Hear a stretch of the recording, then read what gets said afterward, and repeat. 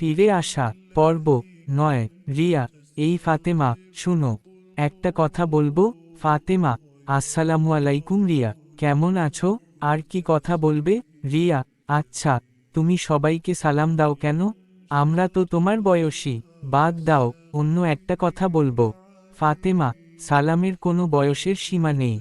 আমাদের নবীজি ছোট বড় সবাইকে সালাম দিতে শিক্ষা দিয়েছেন। যে আগে সালাম দেয় সে অহংকার মুক্ত। রিয়া, বাহ, কত কিছু জানো তুমি। ফাতেমা, কি না বলবে বলো। রিয়া, আচ্ছা, আমরা তোমার পর্দা নিয়ে মজা করি। তোমার খারাপ লাগে না? আর এই বয়সে কেন পর্দা করো?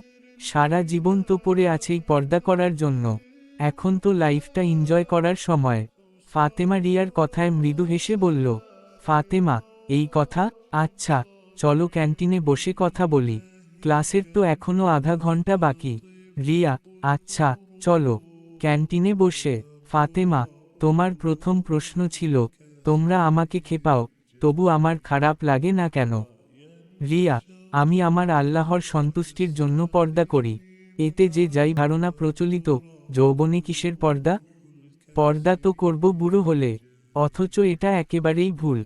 যৌবনকালের ইবাদত আল্লাহ সবচেয়ে বেশি পছন্দ করেন। তুমি বলেছ, এখন সময়টা এনজয়ের। কিন্তু যৌবন যদি আল্লাহর ইবাদাতে কাটাই, তাহলে হাসরের ময়দানে আল্লাহ আমাদের জন্য সুউচ্চ মাকাম জান্নাতুল ফেরদৌস নির্ধারণ করবেন। আর মৃত্যু কখন আসবে কেউ জানে না।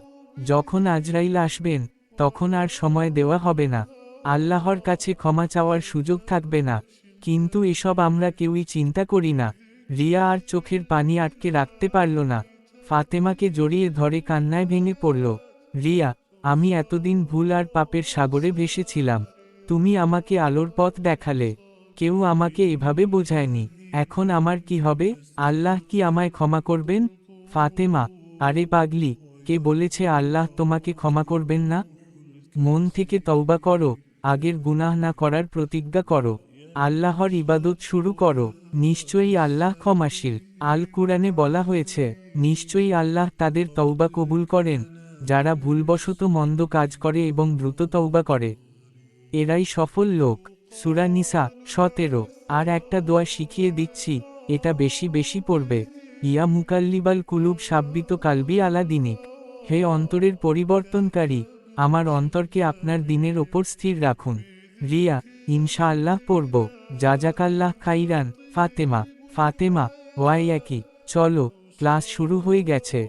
দুজন একসঙ্গে ক্লাসে ঢুকল। সবাই অবাক হয়ে দেখল, রিয়া এখন ফাতেমার পাশে বসেছে। কেউ কেউ ফিসফিস করছিল, কিন্তু ফাতেমা কিছুই গায়ে মাখল না। চলবে। লেখিকা উম্মা হুরাইরা জাহান। ফিরে আসা পর্ব ১০। ক্লাস শেষে রিয়া ফাতেমার কাছে গিয়ে বলল, রিয়া, ফাতেমা, তোমার সঙ্গে আরেকটু সময় কাটাতে চাই। তোমার কাছ থেকে আরও কিছু জানার আছে। ফাতেমা, অবশ্যই, চলো, লাইব্রেরি বসি। সেখানকার পরিবেশটা শান্ত। লাইব্রেরি গিয়ে দুজন এক কোণায় বসে পড়ল। রিয়া, জানো ফাতেমা, আমি ছোটবেলায় কুরআন পড়েছিলাম, কিন্তু তখন কিছুই বুঝতাম না। এখন তোমার কথা শুনে মনে হচ্ছে, কুরআন বুঝে পড়াটা অনেক জরুরি। এটা কিভাবে সম্ভব? ফাতেমা, খুব সহজ। প্রথমে প্রতিদিন কিছু সময় ধরে কুরআনের তিলাওয়াত করো। এরপর সেটার অর্থ বুঝতে চেষ্টা করো। কুরআন মানে শুধু পড়া নয়, সেটা জীবনে মেনে চলাটাই আসল। রিয়া, ঠিক বলেছ, কিন্তু আমার ভয় লাগে, আমি যদি মাঝপথে থেমে যাই, তাহলে কি হবে? ফাতেমা, ভয় পেও না। এই পথ সহজ নয়, তবে খুবই সুন্দর। প্রতিদিন একটু একটু করে অগ্রসর হও। আল্লাহর সাহায্য চাও, তিনি সাহায্য করবেন। আল কুরআনে বলা হয়েছে, তোমরা আমার কাছে সাহায্য চাও নামাজ ও ধৈর্যের মাধ্যমে। সূরা বাকারা ৪৫। রিয়া, ঠিক আছে, আমি শুরু করব ইনশাআল্লাহ। ফাতেমা, আরেকটা কথা বলি রিয়া, আল্লাহ আমাদের সৃষ্টি করেছেন শুধু তার ইবাদতের জন্য। জীবনটা আল্লাহর কাছে আমানত, তাই আমাদের উচিত সবসময় ভালো কাজ করে এই আমানতের হক আদায় করা। রিয়া, তুমি কিভাবে এত দৃঢ় থাকতে পারো? চারপাশে এত কিছু হয়, এত ফিতনা। ফাতেমা, এটা একদিনে হয়নি।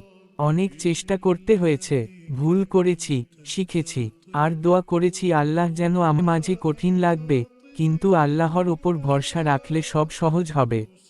এই কথাগুলো রিয়ার অন্তরে গভীরভাবে প্রভাব ফেলল। সে মনে মনে দৃঢ় সংকল্প করল, আজ থেকেই নিজের জীবন পরিবর্তনের পথে হাঁটবে। কিন্তু রিয়ার সামনে অপেক্ষা করছিল আরও চ্যালেঞ্জ। তার বন্ধুদের প্রতিক্রিয়া, পরিবারের সমর্থন, সবকিছু কেমন হবে? চলবে। লেখিকা উম্মা হুরাইরা জাহান।